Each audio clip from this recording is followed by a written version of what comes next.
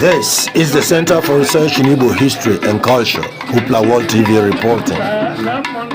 The date is Saturday, the 3rd of May 2024, and we are reaching you from the Muokwugwo family compound here at Odabo, Otuocha, Umueri. The occasion is the funeral and interment of the late Chief Lawrence Ikemefuna Muokwugwo. Agabaidu Muokwugwo went to be with the Lord on the 8th of January 2024. He was 75 years old.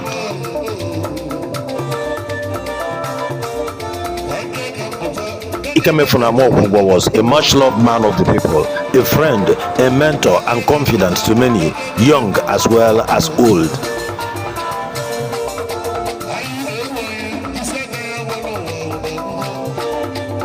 Here at the Center for Research in Igbo History and Culture, extend our condolences to the land and people of Umueri, Okechukwu, to the Umueri Council of Elders, Ndi Obrama, and to the entire Muokwugwo family of Neyi Umueri.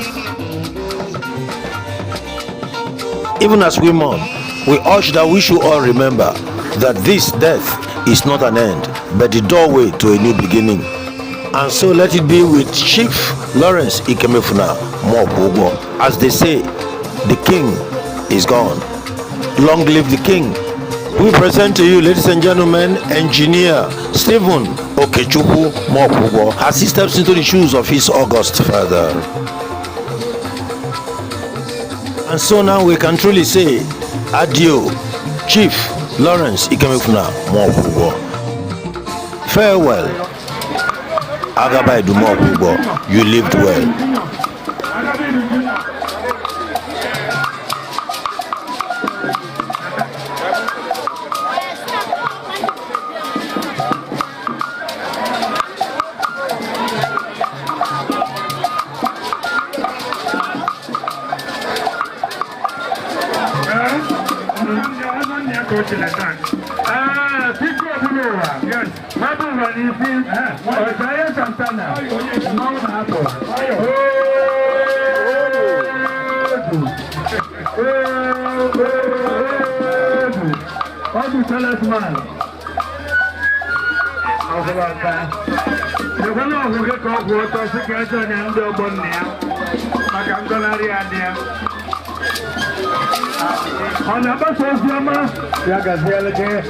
I can Peter, Umueri, Okebo, the other Peter, Otuocha International. Yes, Dinamo Kekwana Galero, Dalo Papajuma, Nano, I did a gentleman. You are going to do we are from Army, Dalina, Saka Omono. Can you ban a Tobusiana Gabe? Hello. Ogo, Selino. Hello. Ogo, where are you going to money? Where are you going to God, what if I was on a 8 years? I was on a 8 years in Muokwugwo. I got you for buying your bomb. Nagayo, I to Saloniera. We have I to Sal. I tell Catamana. I tell one piece of cross. I tell 2,000. I tell 2,000. Then I every hour time. Now I am the Anabo. Moon. Tana Engr dekene munu. Ebubulu munu ogwo. Njoba gabi ebubulu munu ogwo. Aijaba munnia. Nandibia. Nina. Wena kenunu. Aitu anyunu. Ani nunu ya bia. Obu munu mekunu mebulumma. Ana sobu ya nezi. Na hoche.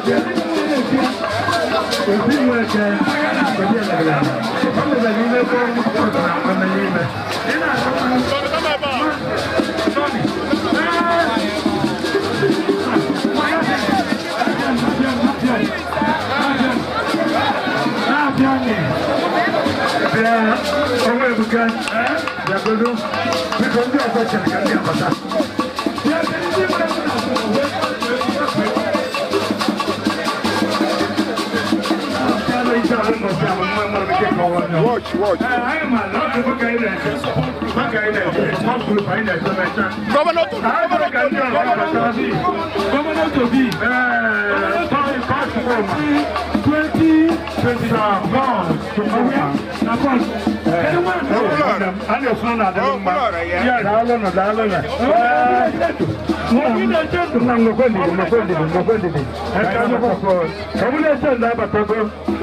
iPhone on now.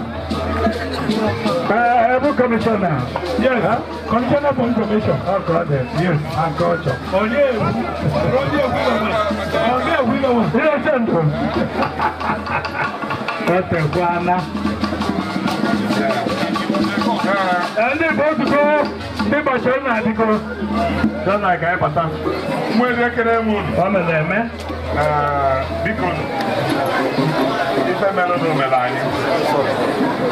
anyị bụ ndị otu South Koma ọnwa Umueri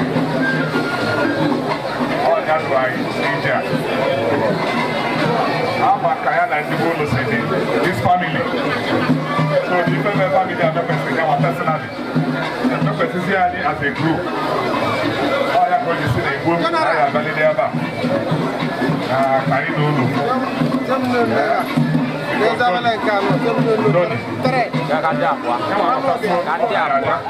mana nke anyị dị abụ azụzi otu ya enweba ndị ntụta nke anyị ya anyị si ụlọ ndo ọmịsana ya alata isokwa na planning committee ka ọ nọ mgbe egere nwe unu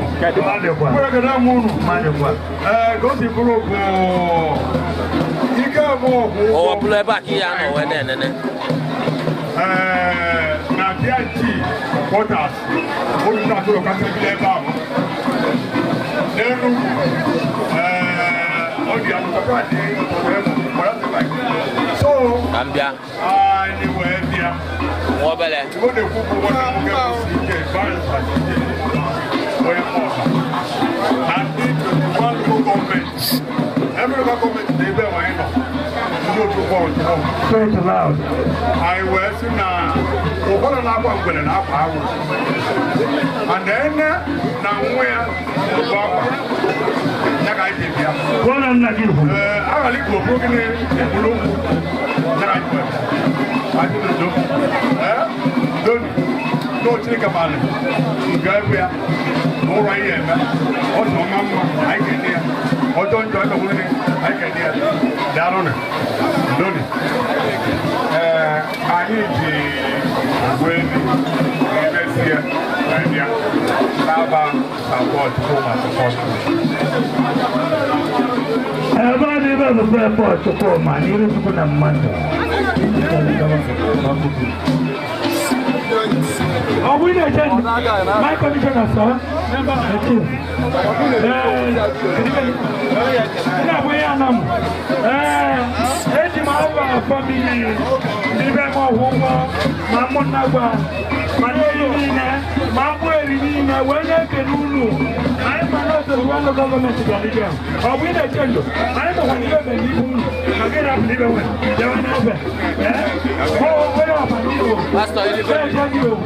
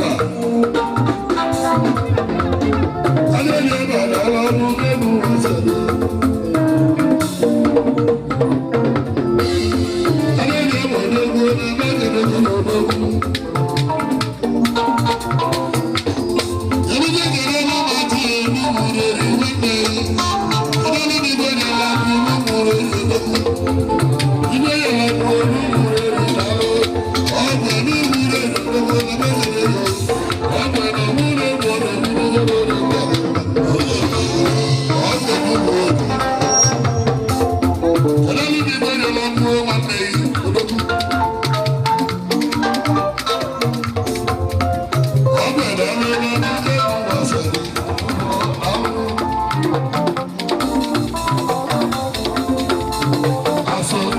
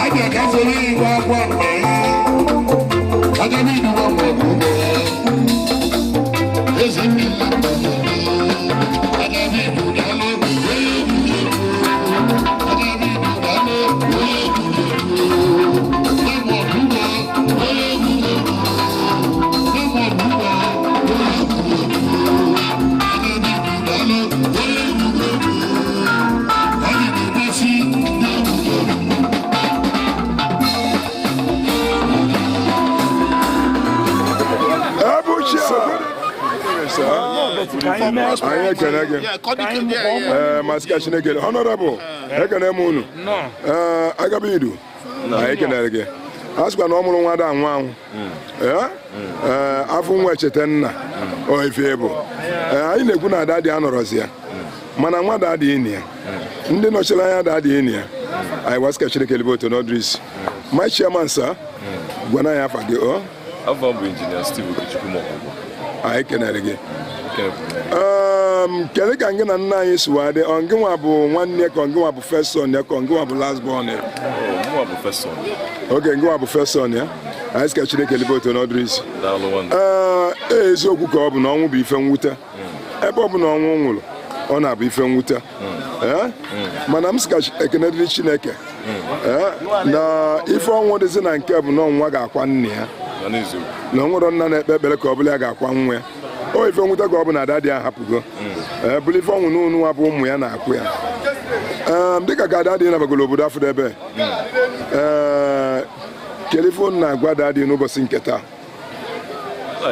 Chineke ka ọ nabata obi ya na ndụkwa amen obili ezigbo ndụ oh yes back to their lives nna mbụ nna ọra otu aka ọ dị nwere onye na-emela ndị mmadụ na-ekwukwu ya otu aka ọ dị chọrọ ebe a na-enwe nsogbu otu aka ọ dị ebe nna ya ebe Chineke ka Chineke na-ege amen n'obi ya amen mepele anyị ụzọ ebe a ọ na-egbochi anyị anyị kenere gị yes anyị kenere gị ọ masika Chineke liboto asị dị ọba enwe n'ezinụlọ a kele nkasi ngị nwa bụ dị ọba na-akasizi ụmụnne gị my mom and your stepmother kele nkasi unu na-akasizi ọnwụ unu as dị ọkpa n'ụbọchị nke taa ebe na ịwa ụwa bụ olele nwere ihe ikwu ome ebe nwere ihe ikwu ome n'ụwa otu aka ọ dị anya na-akasi amen